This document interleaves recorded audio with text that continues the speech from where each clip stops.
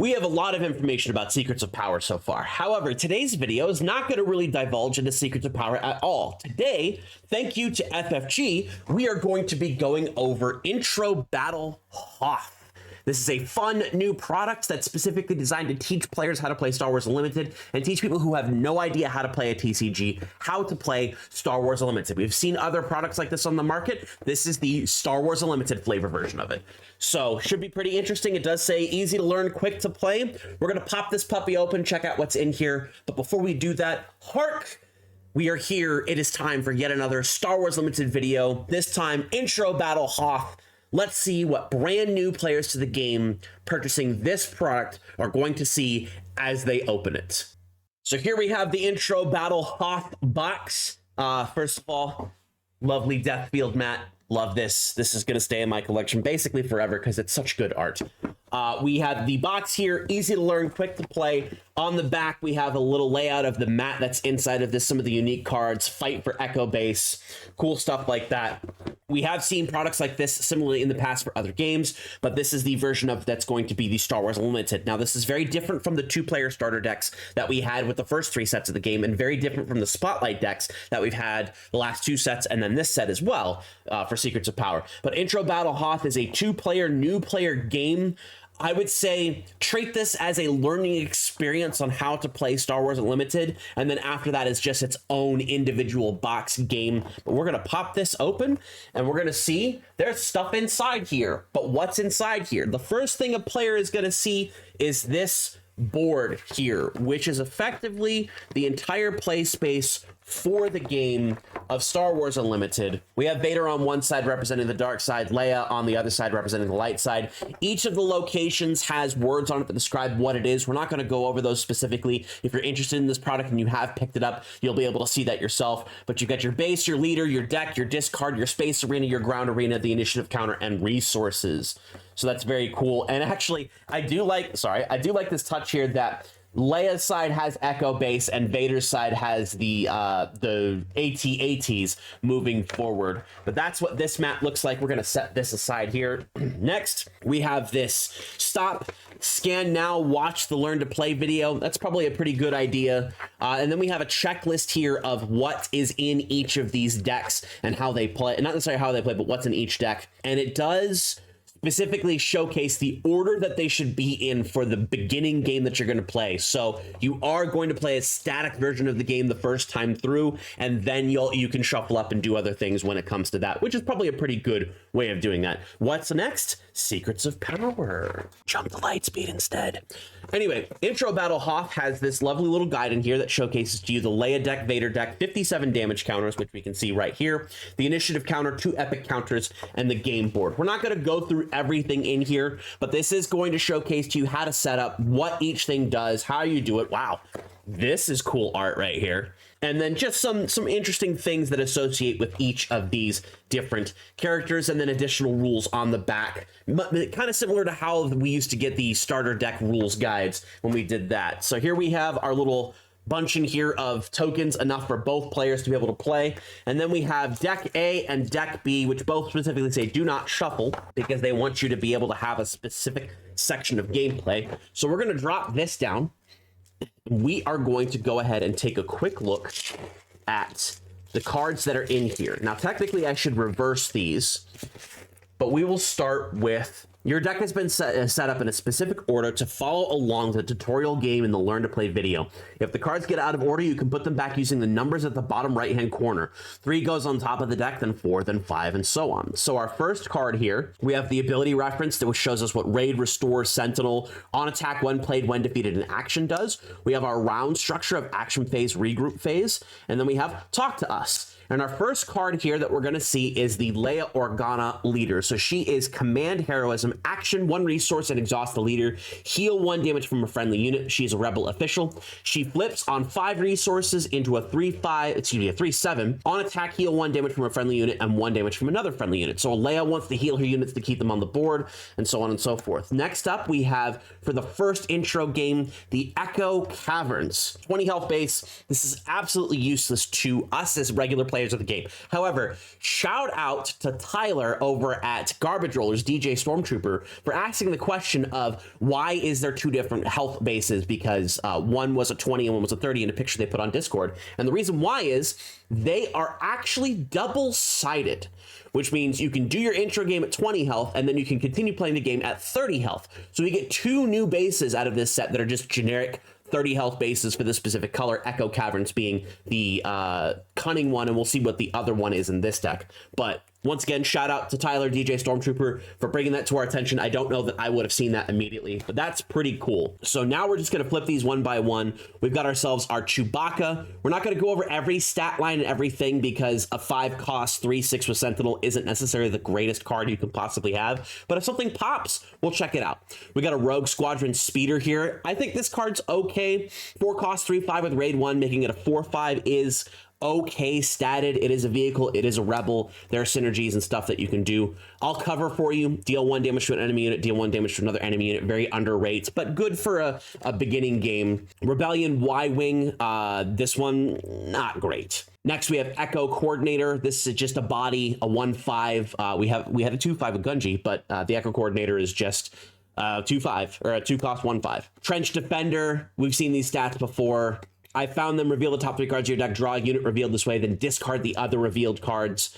So that's that filter. We've got Han Solo here, 6-cost 4/6 Rebel Raid 2, so a 6/6 on attack. And on attack, the defender gets -2/-0 for this attack. There's actually a little bit of synergy with Secrets of Power with the cunning aspect, because there's a couple of other cards that reduce the attack of defenders when attacking. So this could see some play moving forward. Pay attention to that. We've got an R2D2, 2-cost 1/4 on attack. If you control a command unit, exhaust an enemy ground unit that costs 4 or less. Not terrible. Not terrible at all. A decent, it's got 4 health, so it's going to survive longer. This is one of the cards, and we'll see another one in another deck, I believe, that I think might actually be a very interesting choice going forward. Is a 2-cost cunning space unit, evacuation escort, 2 power, 2 health, rebel vehicle fighter. It's actually nothing really to write home about, except with some of the cards rotating from sets 1 through 3 starting in March of next year, this might actually be a good filler card for the Vader 4 cunning deck. The other one, I believe, is command, or might just be straight villainy, but I think this could be an interesting choice in the Vader deck, along with the A-Wing we've already seen, which I'll talk about that in another video at a later date. But I think this might be interesting, an interesting card going forward. Is it the best card? No, but it is interesting. Recovery, 3-cost, heal 5 damage from a unit. We have a new Bright Hope, not nearly as good as our current Bright Hope. Same stats, much higher cost, which is unfortunate. Actually, it has 2 more power. Still, very unfortunate. Tauntaun Mount, when defeated, heal 2 damage from your base. Not terrible. We've got an Ion Cannon, which is pretty cool. I think this is one of the first things that's a ground unit that damages a space unit specifically. Could be wrong. Let me know in the comments below if I am. Cool card nonetheless. Another Rogue Squadron Speeder. Go for the legs, exhaust an enemy ground unit. That's pretty interesting for 1 cost. 3PO, if you control a cunning unit, draw a card. You have your R2 on 2, you play 3PO on 3, 1 played, you get to draw a card, and then you attack with the R2 to be able to do R2 things, which I've already forgotten what that does. Allows you to exhaust the unit. So draw a card, exhaust a unit, things like that. Next up, we have one of the unique, not unique cards, but one of the design exclusive specifics is Luke Skywalker. Do you read me? 7-cost, command heroism, 6-cost, 6 health, force rebel, restore 2. When played, you may deal 3 damage to a ground unit. This is actually a very interesting card. This is not going to replace the blue Luke force unit that we've had before, but a 7-cost 6/6 with restore 2 and deal damage to a ground unit is a compelling unit to play moving forward. So it could be interesting. Improvised detonation, 2-cost attack with the unit. It gets +2/+0 for this attack. It's not as good as a surprise strike, but it could be the replacement for surprise strike come rotation. We have a GR75 medium transport.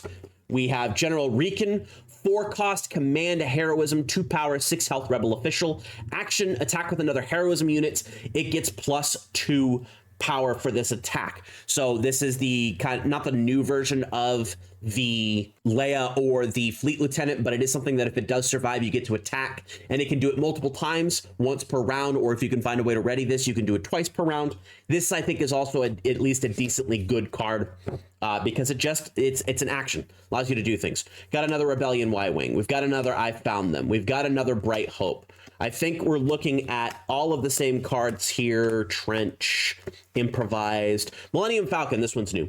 So we've got a 7-cost Cunning Heroism, 5 power, 6 health Rebel Vehicle Transport unit. When played, if your base has more damage on it than the enemy base, ready this unit. So it's not the newest version of Piece of Junk, but you know, Bucket of Bolts could do the job if necessary. Rebellion Y-Wing, G75. I think we do actually have the Hoth Trooper here, which is a 2-cost, 2/3 Cunning Heroism Rebel Trooper. Rebels might be swapping into Cunning here in the near future with Secrets of Power. So you have that. I've covered for you the transport, another 3PO, another Han. Evacuation. There was another card in here. I think it's this specific card that's right on top. So we've got Watch This. 6-cost return return a non-leader unit that costs 6 or less to its owner's hand. Exhaust each other enemy unit in the same arena. That's actually pretty cool. So it's a multi thing that allows you to do stuff. Unfortunately, only 1 copy in this, which is real tough. But you get to do that, and that's a thing that gets to happen. So that's deck A with Leia Organa. So we're going to set that aside and we're going to go into deck B. We'll try to go through this one a little bit faster just because, again, not that many cards that are going to have a super amount of impact. So boom, boom. So we have Vader here. Vader is our aggression villainy leader. Action, 1 resource and exhaust this, deal a damage to a base. So it's a ticking timer. Force Imperial Sith. On 6 resources, it flips into a 3/8, which on attack deals 2 damage to a base. And then we have the Forward Command Center, which flips into a 30-cost Forward Command Center, which I think is pretty cool. First Legion Trooper, 3-cost, 3/4. Ground Assault AT-AT, 6-cost, 5/7. Snowtrooper Vanguard, 2-cost, 2/3. Lambda Shuttle, 4-cost, 2/3, 2/5, restore 1. Target the main generator, 2-cost, deal 2 damage to a base. It's shock, but base. Admiral Piet, 4-cost, 2/5. On attack, if you control a aggression unit, draw a card. That's pretty good. We're in trouble. 3-cost, deal 3 damage to a unit. This might be a carry forward if Open Fire doesn't get a reprint, so that might be an interesting card. Imperial Deck Officer, 2-cost, 1/4. Action, heal 2 damage from a villainy unit. We have a Snowtrooper, 1-cost, 1/3. We have a Hoth Lieutenant, 4-cost, 3/4. When played, you may attack with another unit. It gets +2, +0 for this attack. So it's our Snowtrooper Lieutenant reprinted into a higher cost, which is not terrible. Admiral Piet again. 2 strong for blasters. Heal 2 damage from a unit for 1.